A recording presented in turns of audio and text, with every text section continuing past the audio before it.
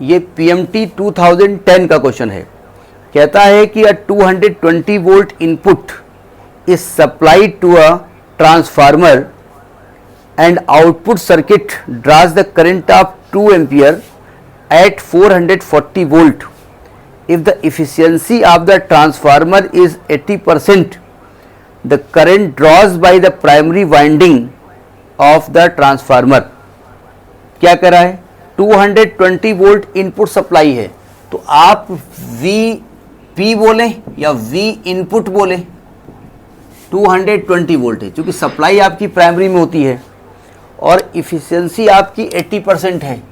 Efficiency का जो percentage है वो 80% है।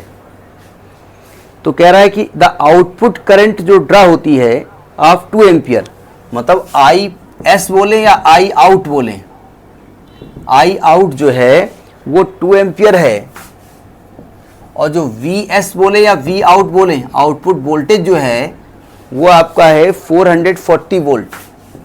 ये तो मालूम हो गया कि ये आपका स्टेप अप ट्रांसफार्मर है, ठीक है। तो कहते हैं if the efficiency current draws by the primary winding, यानी आपको IP की वैल्यू निकालनी है, प्राइमरी वाइंडिंग की या I इनपुट निकालनी, जो भी आपको निकालना हो। इफिशियंसी 80% है, ठीक है, ये ध्यान रखिएगा। हमारे पास इफिशियंसी का फॉर्मूला क्या होता है? आउटपुट अपॉन इनपुट होता है, ये ध्यान रखिएगा। अगर हम पावर की बात करें तो इफिशियंसी परसेंटेज आएगा P power output upon power input into 100, यही होता है ना। और इफिशियंसी कितना दिया हुआ है? 80%, यानी इफिशियंसी 80 हो गया।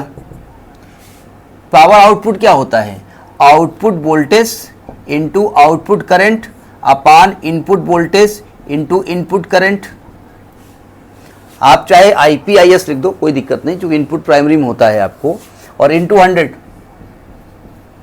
तो 80। V आउटपुट, आउटपुट वोल्टेज कितना है? आउटपुट वोल्टेज 440 है। I आउटपुट कितना है? 2 एम्पियर है। V इनपुट कितना है? 220 है और IP मान लेते हैं, प्राइमरी को P मान लेते हैं, ये निकालना है इनटू 100। अब इसको कैलकुलेट करो अपने आप, ये से कट जाएगा, ये 22 दूना 44 आ जाएगा। क्रॉस मल्टीप्लाई करोगे तो इधर आएगा 80 IP इज इक्वल टू, इधर आएगा 2 इंटू 100, तो IP की जो वैल्यू आएगी वो आएगी 2 इंटू 100 अपॉन 80। 2 से 2 कट गया, 0 से 0 कट गया, 2 दूनी 4 दूनी 8, 2 पंची 10, तो IP आपका 5 एम्पियर आ रहा है। मेरा कैलकुलेशन कहता है कि 5 एम्पियर आना चाहिए। अब आप देख लो कितना आ रहा है। देखो ये फार्मूले आपको याद रखने पड़ेंगे, मतलब थोड़ा सा दिमाग लगाना पड़ेगा और सब रिलेशन याद रखने पड़ेंगे।